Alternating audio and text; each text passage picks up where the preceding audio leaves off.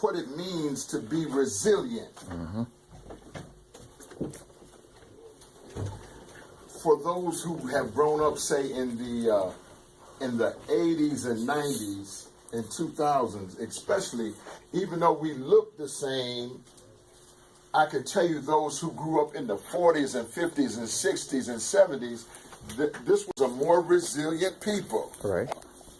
Say resilient. Resilient. Are you talking about the people from the 80s being more resilient, or the people from the 40s? From the 40s. Okay. Yeah. The resilience level has gone down. It's not just in people of color. I mean, it's everybody. Universal. The resilience level has gone down. What can you take and then get up and do what you got to do? That's right. So we're going to talk about that tonight because we have a few men in here who are experiencing some things where resiliency is required. Come on in, son. You was absent last week, wasn't you? Come on. Where resiliency is required.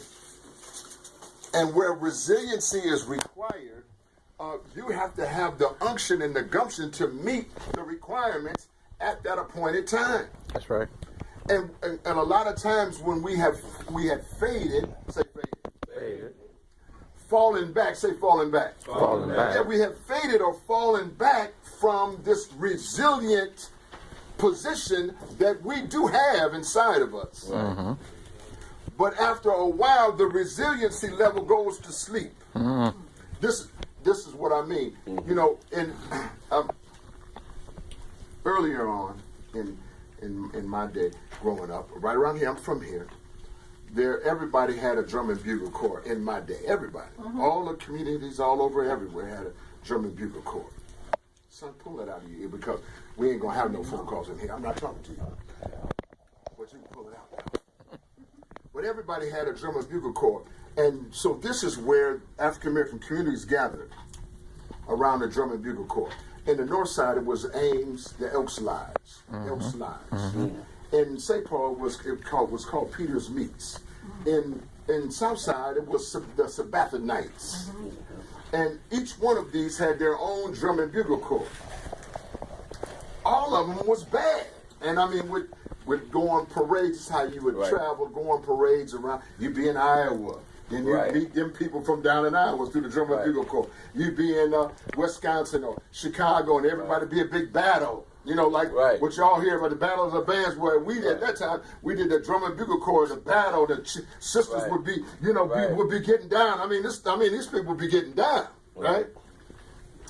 But in the Elks Lodge, in the Ames, in the Elks Lodge is right over on Plymouth right now. All they do now is sell alcohol, but back in that day, they did more than that. It was a more important entity, in that day, right? And so, in that day, if you were in the drum and bugle corps, and everybody wanted to be that, everybody wanted to be in. All the boys wanted to be in, because they were so sharp, and you know, be stepping. You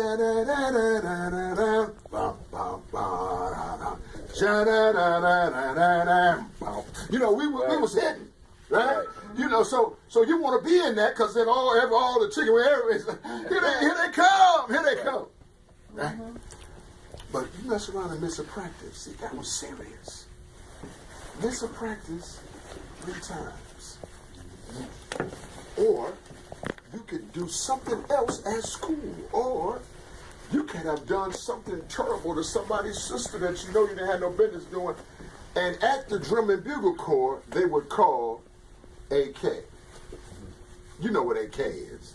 And so, but see, because at that time our communities were a little smaller, but the message would travel all the barber shops, everybody, beauty shops, everybody knows Carl, they done called AK on Carl.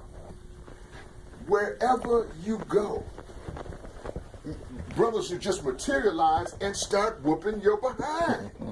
And if you didn't confess to what you did, I mean, this would go on until they called it off. And I mean, you could think that there was some running away from it, and you might have got away 1 or 2 days, but pretty soon they're going to get you.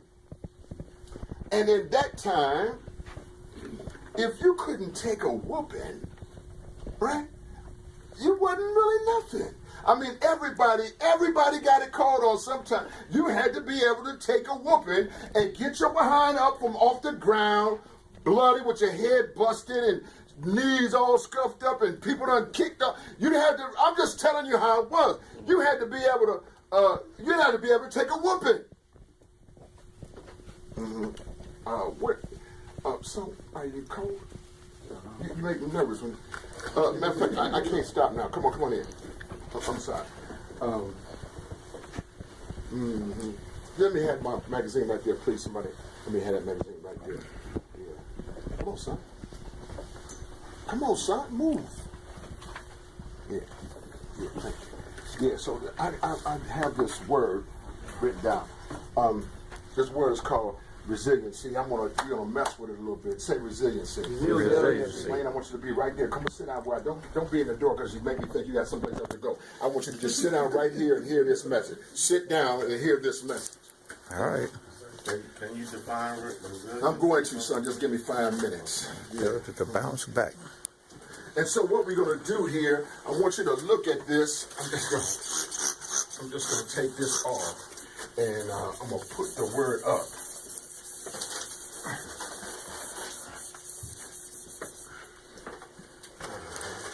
And would you open these up for me? Then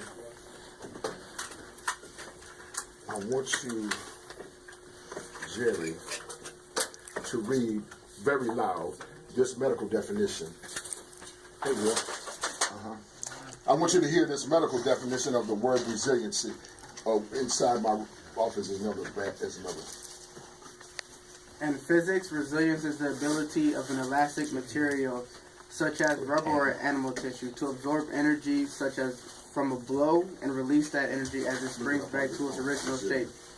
The recovery that occurs is a phenomenon that can be viewed as analogous to a person's ability to bounce back after a jarring setback. Stop right there. That's right. That's what I want us to get to. Let me have this right here. Hey, Derek, how you doing, son? You all right? Resiliency. Yeah, You can look for the word resilient.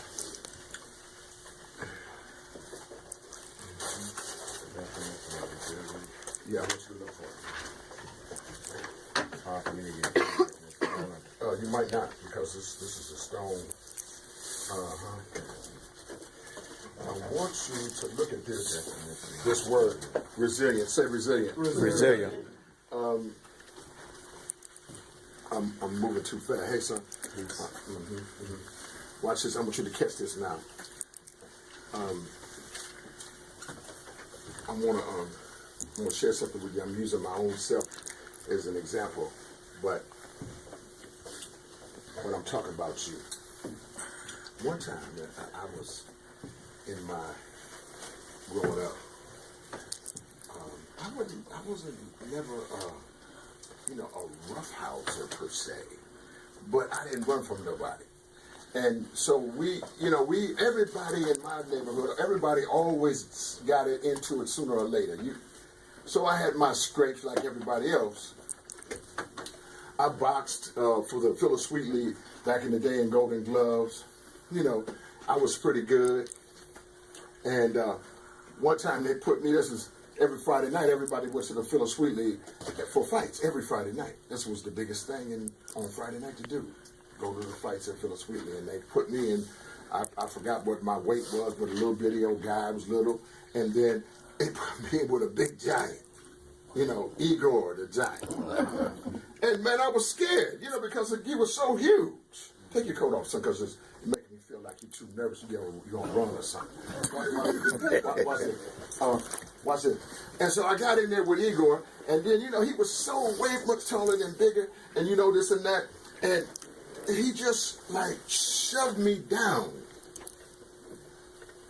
I don't know about you, but I don't like to fall. When I watch people that get older, people just fall on their own. It hurts me for them. Because there's something about me, I don't know, you might not have this, but I don't like to fall. I don't care for that. I pay close attention to what I'm doing. I'm still pretty agile. I don't care for it.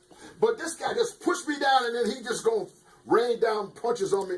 And so when the referee finally did get the big old giant off me, look, I just pulled off my gloves and went to kicking and just whatever. Street fighting. And then I'm coming to you, Lonzo. Just hold on, son. Oh. And so, they disqualified me. I was glad they disqualified me because, Okay, about to whoop you. yeah, this boy was too big. Resilient. And resilience. Say resilience. Resilience. And one time, much later on, that was the first whooping I really took that was a whooping, you know what I mean, where I felt whooped. I didn't like it. People were saying, oh, Shane, you did all right, now you was bigger, I don't know why they put you in there, but I felt whooped, you know what I mean? And the next time it happened to me, I was grown by this time, and I was meddling with somebody's little chicken wing, right? And she was beautiful. She had pretty feet, I got issues. She was beautiful. Watch this. And man, a little brother, football playing brother, he thought that was his thing, and this and that. And man, that boy stole me outside of a nightclub. I didn't even see him coming, right? And I mean, that boy must have hit me about, 5 or 6 times so hard and so quick, it was just a terrible whooping. Say a terrible whooping. Yeah, it was all public because I even had a little reputation by that time, you know what I mean? So it was all a big public thing, and people was talking about, man, did you hear what happened? Did you know what happened to me, man? That boy whooped, this and that. And I'm going to tell you something, man, I had a hard time taking that kind of stuff. Just so you understand, I played all sports. I was very competitive, and I like to win. I'm going to tell you something. I have toned down a little bit right now. But the truth of the matter is, I like to win at what I'm doing. That's right. Whatever it is I'm doing, I want to win at it. Okay. Now, I don't make a big thing about it. I don't try to, kind of push my will on you. But what I am trying to say to you is built inside of my resiliency is the desire to win. I want to win. I want to win with you. All right. You playing one kind of game, I'm playing another. I don't want you to go back. I'm trying to do everything I can to make sure you don't go back nowhere. And I want to win at it. That's right. I'm just telling you the truth now. Come on. Say I want to win. I want to win. Man, this boy, he whooped me, man, and it swole me up. Took me a couple weeks to just get physically back together. So after that time, I have a little crew of guys, and it was huge. Come on, man, come on in. It was good to see you. They're gonna give T.R. a big hand. He ain't been here in 3 weeks. You got a pretty coat. You want to take the coat off because it's so pretty. You take that coat off, boy. Watch this. And so my little crew, they wanted to do something to this dude. You get it? And they was like, look, come on, man. We got to do this thing. Because it impacted them too. It looked bad for them. And you know what? And we had all the things required, to respond. But you know what I said, man, in this, I still don't realize what it was. But I said, man, that boy taught me something. Because he thought I was his friend. But I was really more interested in what I was doing. And it made a rule in me. This AK, say AK. AK. No, you ain't saying it loud enough. You know why you ain't saying? Because, see, look, the truth of the matter, you ain't had this kind of teaching. Watch this. Things are going to happen to you. Watch it. Look, watch it. Your caseworker could tell you at your contracted halfway house, you can't have no cell phone. Come on, come on in. Give her a hand. Just sit right there in my chair, right there. Yeah. You can give her a better hand than that. Go ahead.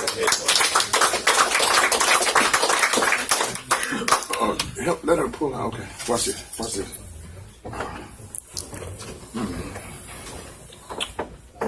She could tell you don't need a cell phone, so you don't need a cell phone. You don't need a cell phone. But something about you, because you're you. You know how you are. You need your cell phone. Now, you know the rules that say that you don't need a cell phone. It's a technical violation if you have one. Wait a minute, listen to what I'm saying. But you have absolutely no resiliency. You resent what she's telling you. Mostly always it's a her. You resent what she or he is telling you. Say, I resent it. I resent it. You fail to look at the actual facts that mishandling this information will send you back to the penitentiary, but you still try to sneak and have a cell phone. And I can't tell you how many of you all I have seen back in the penitentiary for having a cell phone. Right. And I'm just telling you now, we really need to call AK on you. We really need to mess around and just gang up on you and whoop your natural behind. I don't hear you. Yeah. See, but look, then people they'll put me out of business because they say, we can't do that kind of stuff. They're being violent over at POP. So just for the tape purposes and anybody else who might be hearing this, we're nonviolent and we don't believe in that. And if you get it up on YouTube, we just want you to know we're going to try to love you out of your failure to become resilient. But I tell you what, you a sucker and a fool and Willie Bobo if you go back to the penitentiary for having a cell phone and the people tried to tell you, don't do it. And you was acting like the people were shooting you or slapping you or kicking you. They try to tell you something to keep you out of the penitentiary. And here you go now, all locked up in orange and whatever. And then you get to the penitentiary and lie about what you did. Man, what you doing back here? You know you don't want to tell them because you had a cell phone. Then the clerk, though, that's a brother, for one of the offenders. He gets your file. He realizes you violated for the cell phone. He starts spreading information. You violated because your woman went to your job, called you all kind of names in front of the people, and you went out there to deal with it. The police came, they ran your name and took you, they left her. And now you down there now in a hearing, you made a scene. The people all at the job, now they're afraid of you because now they realize everybody didn't know you had a record. Now everybody knows you got one. But you don't have any resilience.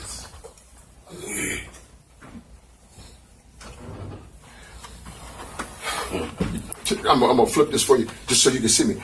And if you don't have any resiliency, you are a perpetual victim. That's right. Say a victim.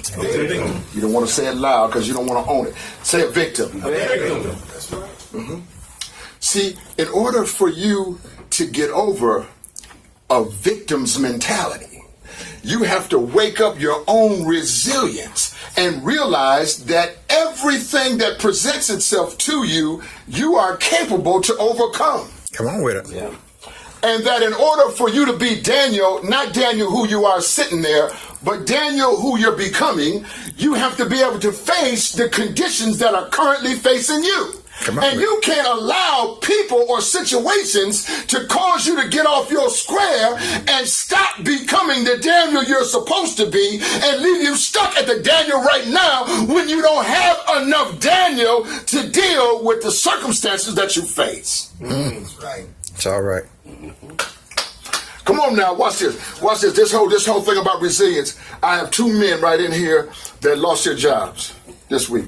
And both men been working a while. Both men lost their job. And you know what I feel in both of them?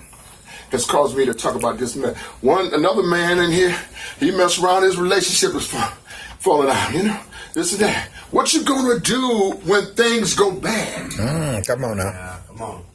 What you gonna do when things go bad? Woody and Will say you gotta play this tape all the way out. Way out. Because things are going to go bad sometimes. And you're going to have to realize when they do, you have a responsibility and a duty to yourself to be as resilient. This is what David said in 1 Samuel when they took everything and his own men was going to knock him out. He said, you know what? I encouraged myself. Huh? That's right. Don't believe my face, go look it up for yourself. 1 Samuel 30, chapter 6. He says, I encouraged myself. This is what he means by that. Let me unpack that. He said, I looked inside of myself and realized that Creator had given me all the resilience. Say it louder than that. Resilience. Had given me all the resilience that I needed. And even though they was mad at me, I decided to get on my mount and go after what was mine. Right. And this is what you got to do right now, is get on your mount. Get up and go after what is yours. Is another job yours? Then get on your mount. Is another job for you? Then get up and get on your mount and go after what belongs to you. Goodwill ain't can't cut you off from nothing. Marshall Manufacturing can't cut you off from nothing. They can cut you off from them, but they can't cut you off from yourself. Get on your mount, encourage yourself, get back in this game and go after what belongs to you.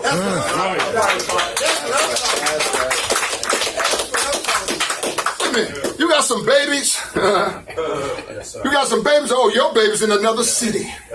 Your baby's in another town. Right? Well, wait a minute. You want to go after them, but you have no resilience. So you being defeated with body punches by suckers and people who are you and less than you, pulling you off your square. You busy trying to prove to somebody you got pride and ego, and you gonna stand up for something that don't mean nothing, like a fool on a stage performing for nobody applause. Say that again.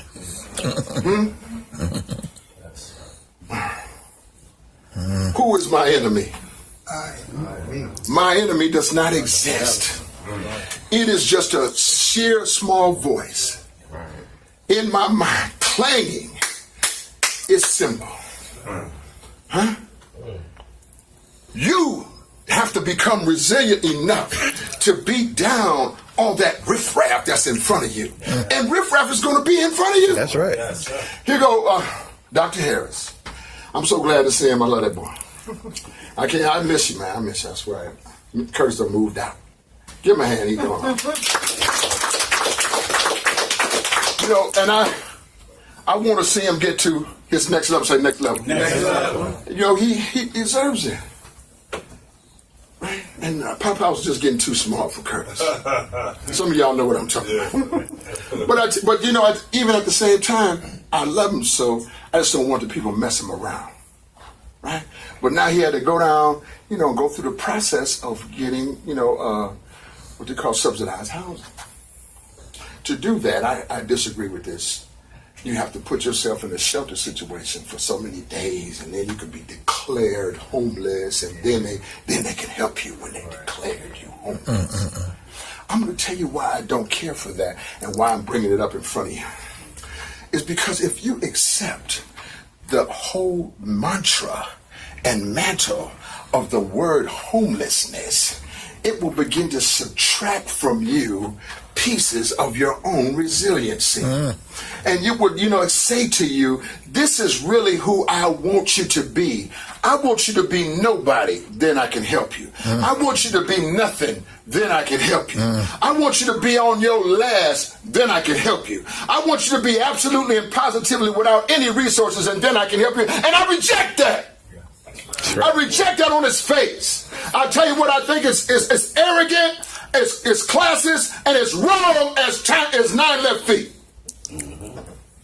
So when you down there doing what you're doing, I want you to remember who you are.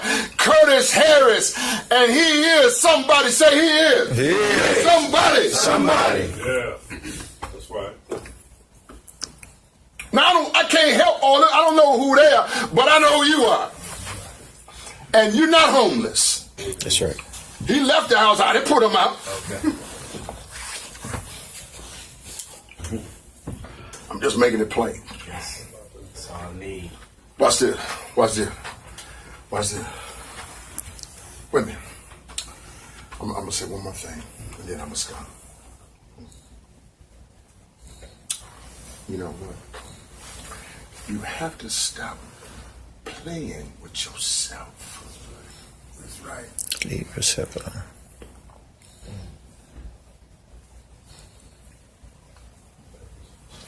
You have to stop that foolishness. At a point, you have to turn the corner on that and man up. If your good woman leave you, that's bad, but you're still standing. If your good job come and go, that's bad, but you're still standing. Come on with it. If the people fire you for making several mistakes, that's bad, but you still here. Get back on your horse and ride. Look at what you are really after. Get on your mount and go and get what belongs to you. That's all right. That's all right. I'm gonna tell you. You know, people say this, and I was hearing them. This is the old people. Old people say, "Son," talking to me. You should try to enjoy your youth, cause it's gonna go by pretty fast. And I was moving way too fast to pay that any attention. I'm like, oh, you just feeling sorry for yourself, because now you done got a little old and you didn't hit no licks. Yeah, I'm banging and you mad at me. That was my Hater. But I'm gonna say to you what they said to me. This thing you're doing right now, in a little while, soon and very soon, this thing will go by you. That's right. And if you don't get done what you need to get done at the time that you need to do it, then your ship will have come and gone and you don't have a ticket.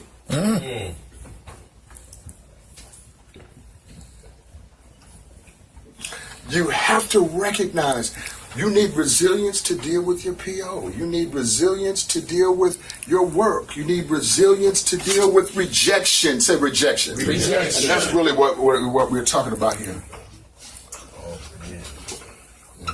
Rejection. Say rejection. Rejection. Okay, watch this. This is the use of the word resilience. Outside of physics, it says this. In physics, resilience is the ability of an elastic material, such as rubber or animal tissue, to absorb the energy, such as from a blow, and release that energy as it springs back to its original shape. That's right. Wait. Don't go nowhere. Stop right there. I want you to catch this. Catch this. I'm going to do it again. Watch it. Resilience is the ability, say the ability, of an elastic material, to absorb energy. Such as from a blow. I just want you to think about that. Watch this. And release the energy.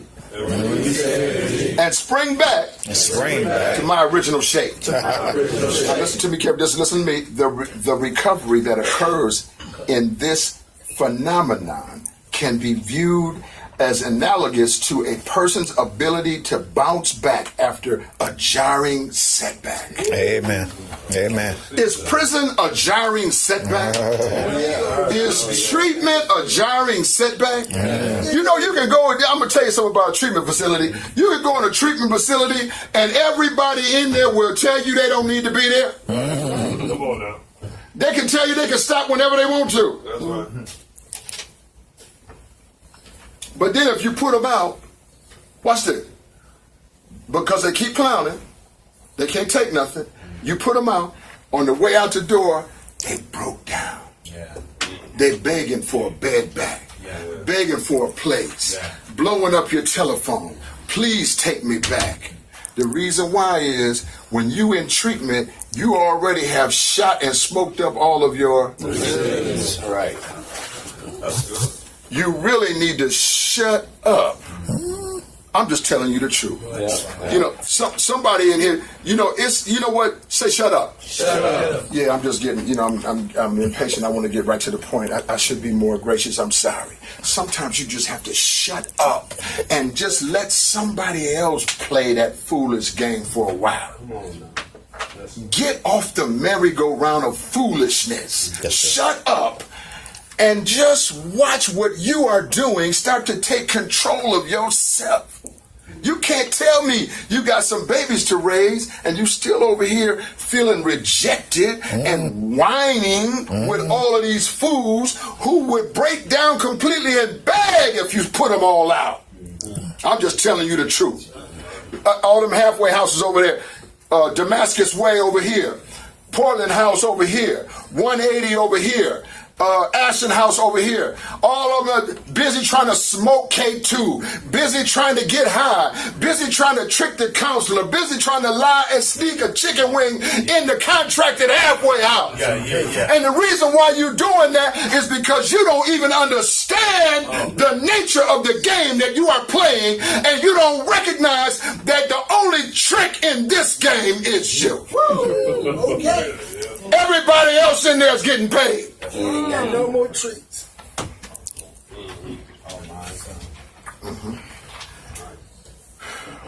That's good. Resiliency. Encourage yourself. I have enough. I'm sorry. I didn't mean to jump in that fast, but once I got started there, I couldn't hold it back.